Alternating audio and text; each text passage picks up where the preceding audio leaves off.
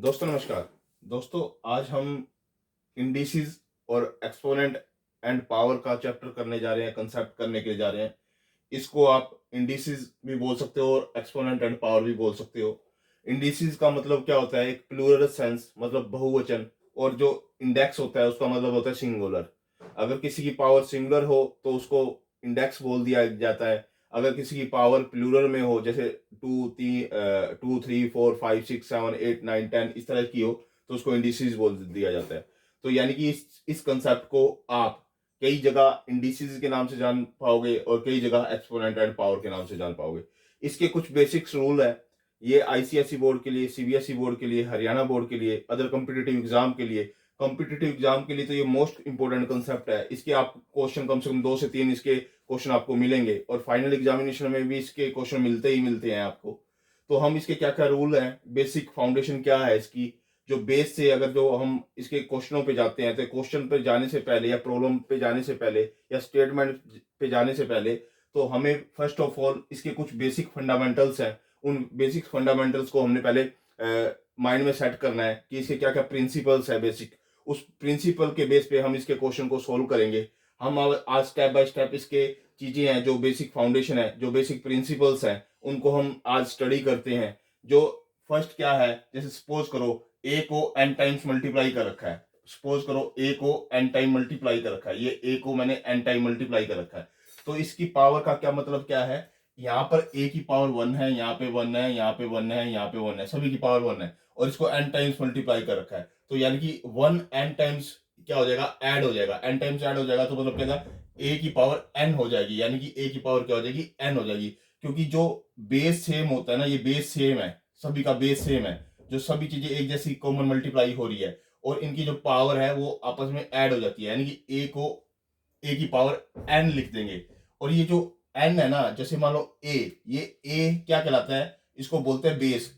इसको क्या बोलते हैं? बेस। जो इसकी पावर होती है, जो ऊपर वाली, इसको पावर भी बोल सकते हो आप, इंडेक्स भी बोल सकते हो और एक्सपोनेंट भी बोल सकते हो। आप तीनों चीजें बोल सकते हो, पावर भी बोल सकते हो, इंडेक्स भी बोल सकते हो और एक्सपोनेंट भी बोल सकते हो। आपके ऊपर डिपेंड करता है कि इसकी ये पावर बोलनी है, इंडेक्स बोलना है, एक्सपोनेंट बोलना है, ठीक है। और ए को बोलते हैं हम बेस। और इसको कैसे रीड आउट करेंगे? A raise to power N, A raise to power N, इस तरह से हम रीड आउट करें, या ए की पावर एन इस तरह से रीड आउट करेंगे, या ए एक्सपोनेंट एन, यानी कि ए की पावर क्या है? एन है। अब इसके बाद दूसरा जो बेसिक प्रिंसिपल है वो क्या है? ए नोट, यानी ए की पावर 0। अगर ए की पावर 0 है तो वो 1 के बराबर होती है। ए की पावर अगर 0 है तो वो किसके बराबर होती है? 1 के बराबर होती है।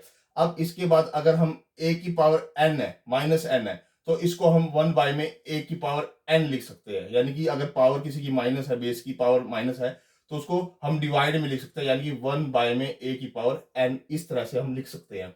अब हमारे पास तीसरा जो बेसिक प्रिंसिपल है, अगर किसी की पावर 0 है, अगर किसी नंबर की पावर 0 है तो वो 1 के बराबर होती है। किसी भी नंबर की पावर 0 है तो वो 1 के बराबर होती है। अगर मान 2 बाय 5 है, उसकी पावर 0 है तो वो भी 1 के बराबर होगी। यानी किसी भी नंबर की पावर अगर वो 0 है या इंडेक्स 0 है उसका, यानी पावर 0 है, इंडेक्स 0 है या एक्सपोनेंट 0 है किसी भी नंबर का, तो वो क्या कहलाता है? 1 के बराबर होता है। अब जैसे 2 की पावर -5 है तो इसको मैं 1 बाय में 2 की पावर 5 लिख सकता हूँ। यानी कि अगर किसी की पावर माइनस में है तो उसको डिवाइड में लिख सकते हैं, ताकि पॉजिटिव सेंस बन जाए, उसकी पॉजिटिव में वो कन्वर्ट हो जाए, इस तरह से है।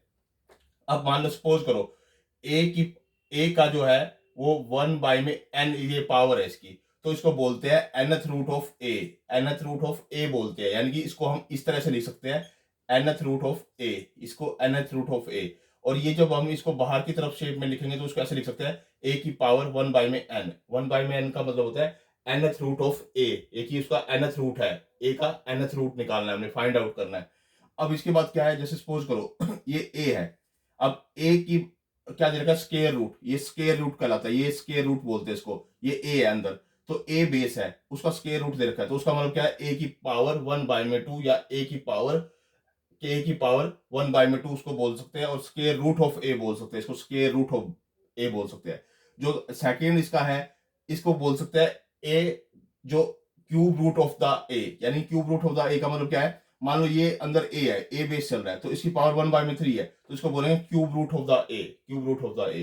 अब इसकी पावर हमने बाहर क्या रख रखी है, या 4 रख रखी है, तो इसकी फोर्थ रूट ऑफ द ए, यानी कि फोर्थ रूट ऑफ द ए, यानी कि 1 में 4 का मतलब होता है फोर्थ रूट ऑफ द ए, यानी कि ये बाहर जो लिखा हुआ है तो इसको हम 1 में 4 लिखेंगे ए की पावर, और ये बाहर जो 3 लिखा है इसको ए की पावर 1 में 3 लिखेंगे, जो ये बाहर रूट दे रखा है इसकी पावर क्या लिखेंगे 1 में 2 लिखेंगे। इस तरह की बेसिक चीजें है, बेसिक फाउंडेशन है, बेसिक प्रिंसिपल्स है।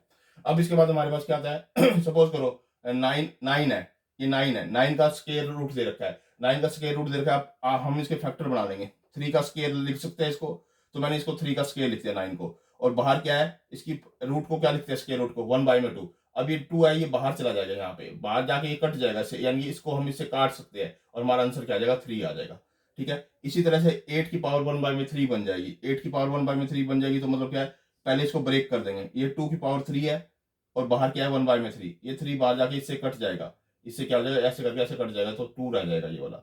अब देखो इसकी फोर्थ पावर है, फोर्थ स्क्वायर रूट है 81 का, 81 का फोर्थ स्क्वायर रूट है, तो 81 को पहले ब्रेक कीजिए, 3 की पावर क्या हो जाएगी 4 हो जाएगी, और बाहर क्या है 1 में 4, क्योंकि इसको हम 1 में 4 लिख सकते हैं, तो 3 की पावर 1 में 4, इसको बाहर मल्टीप्लाई कर देंगे 4 को, 4 से 4 कट जाएगा, इस तरह से कट जाएगा, तो 3 हमारा आंसर आ जाएगा। ठीक है, ये बेसिक प्रिंसिपल है। इसके बाद हमारे पास कैसे है, जब 3 की पावर 3 में 2 है, तो इसको पहले 2 की पावर 2 लिखेंगे, 2 की पावर 2 लिखा, ये 2 बाहर जाके यहाँ मल्टीप्लाई होगा, 2 मैंने बाहर जाके मल्टीप्लाई किया, इससे ये 2 कट जाता है, और 2 की पावर 3 हमारा 8 आंसर आ जाता है। ठीक है, इसके बाद जैसे ये -8 की पावर 2 में 3, तो पहले इसको ब्रेक करेंगे, यानी कि 2 की पावर हमारे पास क्या होगी 3 होगी, -2 की पावर, और ये बाहर 2 की पावर 3 है, तो 2 की पावर 3 रहेगी, 3 ये बाहर जाके मल्टीप्लाई हो जाता है, मल्टीप्लाई हो जाने के बाद ये इससे कट जाता है, तो 2 -2 की पावर 2, तो 2 को 2 टाइम्स मल्टीप्लाई करेंगे तो माइनस में मल्टीप्लाई होगा और आंसर हमारा 4 आ जाएगा। अब -4 की पावर 3 में 2, इसको 2 की पावर 2 नहीं लिख सकते, हम जो बाहर 3 है ना इसको अंदर ले आएंगे, ये जो बाहर 3 है इसको अंदर ले आएंगे, अंदर मल्टीप्लाई कर देंगे, अंदर मल्टीप्लाई इसको 3 टाइम्स मल्टीप्लाई करेंगे तो -64 आएगा, और -64 की पावर 1 में 2 का मतलब होता है कि उसके ऊपर स्क्वायर रूट लगा देना, यानी कि स्क्वायर रूट लगा देना। अगर किसी की भी स्क्वायर रूट लगी हुई है और अंदर नेगेटिव वैल्यू है, तो वो चीजें डिफाइन नहीं होती, वो चीजें उसको बोलते हैं हम विच इज नॉट डिफाइन, हम उसको डिफाइन नहीं कर सकते, क्योंकि ये 11th क्लास का कंसेप्ट है, जिस ये आयोटा का रूप ले लेता है, ये नया कंसेप्ट बन जाता है। आपको जो 8th 9th और 10th तक के जो स्टैंडर्ड के क्वेश्चन है या कॉम्पिटेटिव एग्जाम तक के क्वेश्चन है, जहां पर कॉम्प्लेक्स नंबर की बात नहीं होती, केवल रियल नंबर की बात होती है, तब हम रियल नंबर में इसको हम क्या नहीं कर सकते, डिफाइन नहीं कर सकते। जब भी स्क्वायर रूट के अंदर कोई भी नेगेटिव वैल्यू होगी उसको हम डिफाइन नहीं कर सकते, विच इज नॉट डिफाइन। अब वो कहता है लॉ ऑफ इंडिसेस। अब लॉ ऑफ इंडिसेस का मतलब क्या होता है कि एक्सपोनेंट एंड पावर के कौन कौन से रूल्स है, जो बेसिक रूल्स है। फर्स्ट रूल क्या है, अगर मान लो किसी दो बेस सेम हो, यानी कि दो चीजों को मल्टीप्लाई कर रखा है, ए और ए को मल्टीप्लाई कर रखा है और उसकी पावर समथिंग समथिंग है, मान लो इसकी पावर m है, इसकी पावर n है, दोनों की पावर डिफरेंट है लेकिन बेस सेम है, ये दोनों का बेस सेम है, तो क्या करते हैं बेस को सिंगल लिख देते हैं और पावर को क्या कर देते हैं ऐड कर देते हैं, इसको बोलते हैं हम लॉ ऑफ इंडिस। मतलब ये पहला रूल है, पहला प्रिंसिपल है, पहला ये रेगुलेशन है, पहला मेथड है, जिससे हम इसको इस तरह से याद रखेंगे कि a की पावर क्या हो जाएगी m प्लस में n हो जाएगी। ठीक है, अब क्या है कोई भी a की पावर m दे रखी है, नीचे डिवाइड में a की पावर n दे रखी है, तो दोनों का बेस सेम है, ये दोनों का बेस सेम है, ए दोनों का ए है, तो ये पावर ऊपर जाके माइनस हो जाती है, तो ए की पावर हम m माइनस में n लिख देंगे। ये सेकंड रूल है, इसका सेकंड प्रिंसिपल है। जो थर्ड प्रिंसिपल है, मान लो a की पावर m दे रखी है और बाहर n दे रखी है, तो बाहर ये पावर मल्टीप्लाई हो जाती है इसके साथ, तो हम इसको लिख सकते हैं a की पावर m और n लिख सकते हैं। ठीक है, अब इसके बाद हमारे पास क्या है फोर्थ रूल। अगर मान लो कोई ए बी दोनों अलग अलग है बेस और उसकी पावर n दे रखी है, पावर सेम दे रखी है लेकिन दोनों का बेस अलग है, यानी ए भी अलग डिफरेंट है और बी भी डिफरेंट है, तो हम इसको अलग अलग लिख सकते हैं, ए की पावर n और बी की पावर n लिख सकते हैं। अब इसके बाद हमारे पास क्या है ए बाय में बी की पावर n, यानी ए बाय में बी की पावर n, तो हम इसको डिफरेंट डिफरेंट लिख सकते हैं, ए की पावर n और बी की पावर n अलग अलग लिख सकते हैं, तो ये दोनों चीजें इक्वल होंगी। तो हम जब हम क्वेश्चन सोल्व करेंगे, हम कहीं पर ये क्वेश्चन इस तरह से दे रखा होगा तो मैं डायरेक्ट उसको ब्रेक करके अलग अलग पावर लिख दूंगा, किसी में जहां पर दोनों बेस डिफरेंट दे रखेंगे पावर सेम रखेंगे तो मैं दोनों को अलग अलग लिख सकता हूँ, तो मैं ये डायरेक्ट वहां पर यूज करूंगा। ठीक है, अब इसके बाद क्या है ए की पावर -n है, अगर किसी की पावर भी -n है या किसी की पावर कोई भी मान लो वेरिएबल है उसकी पावर माइनस में है, तो वो डिवाइड में करके हम उसको पॉजिटिव बना देते हैं, यानी कि 1 बाय में ए की पावर n, यानी कि इसको अगर हम डिवाइड में कर देंगे तो ये पॉजिटिव कन्वर्ट हो जाएगी, ये रूल कहता है। अगर सपोज करो कोई डिवाइड टर्म है, ए बाय में बी है, ये डिवाइड टर्म है और इसकी पावर -n है, तो हम क्या करेंगे, जो अंदर वाली टर्म्स है इसको रेसिप्रोकल करके इसकी पावर को पॉजिटिव बना लेंगे। या आप इसको दूसरे सेंस में समझ सकते हो, इसको मैं अगर इस तरह से लिख दूंगा a बाय में b की पावर n, इस तरह से लिख दूंगा, तो ये ऊपर जाके b बाय में a और n हो जाएगा, यानी कि इस तरह से हो जाएगा, ये कन्वर्ट हो जाएगा। या तो आप इसको जान लो इस तरह से इसको लिख सकते हैं, या फिर आप इसको जान लो इस तरह से इसको लिख सकते हैं, जैसे भी आप चाहो। देखो मैंने आपको क्या बताया, a बाय में b, इसकी पावर माइनस n है, तो अगर मैं इसको 1 बाय में लिख दूं, a बाय में b की पावर n पॉजिटिव हो जाएगी। जब मैं इसको सोल्व करूंगा तो ये ऊपर जाके यानी कि b बाय में a की पावर n हो जाएगी। ठीक है, अब इसके बाद जो 8th रूल है, अगर मान लो दो चीजें इक्वल दे रखी है, a की पावर m दे रखी है इज इक्वल टू a की पावर n दे रखी है, यहाँ पर चेक करना है दोनों का बेस सेम है, तो ये दोनों चीजें इक्वल हो जाती है, m और n इक्वल हो जाएंगे। यहाँ पर ये रूल है, ये प्रॉपर्टी है, मोस्ट जगह यूज होगी, कई जगह x की वैल्यू निकालने के लिए, y की वैल्यू निकालने के लिए जो 8th प्रॉपर्टी है वो मोस्टली यूज होती है। अब 9th क्या कहता है, दोनों का बेस डिफरेंट है, दोनों का बेस डिफरेंट है, दोनों का बेस डिफरेंट है, लेकिन पावर क्या सेम है, तो हम क्या करते हैं, ये दोनों इक्वल हो जाएंगे, दोनों बेस क्या हो जाएंगे, इक्वल लिख सकते हैं। ये रूल कहता है, इंडिसेस का ये रूल कहता है, एक्सपोनेंट एंड पावर का ये रूल कहता है कि जब दोनों का बेस डिफरेंट हो लेकिन पावर सेम हो, यहाँ पर दोनों का बेस सेम था, पावर डिफरेंट थी, यहाँ पर पावर इक्वल हो जाती है। यहाँ पर दोनों का बेस डिफरेंट है तो बेस इक्वल हो जाता है क्योंकि पावर सेम है। ठीक है, और 10th रूल हमें क्या कहता है कि अगर मान लो p की पावर m है, q की पावर n है और r की पावर s है, तो इन तीनों को मल्टीप्लाई कर रखा है और इसके राइट हैंड साइड पे इज इक्वल टू p की पावर a है और q की पावर b है और r की पावर c है, ये भी तीनों मल्टीप्लाई बाय में है। तो ये जो p है ना, p को कंपैरिजन करके इसके साथ कंपैरिजन कर सकते हैं, यानी कि m is equal to a, n is equal to b और s is equal to c, ये हम लिख सकते हैं। ये रूल कहता है क्योंकि तीनों का बेस सेम है, तीनों का बेस सेम है, ये तीनों का बेस सेम है, p का p, q का q और r का r, तो इनकी जो पावर है उनको हम कंपैरिजन कर सकते हैं, कंपेयर कर सकते हैं। ये हमारे 10th रूल हो गए, बेसिक प्रिंसिपल हो गए, बेसिक फाउंडेशन होगी।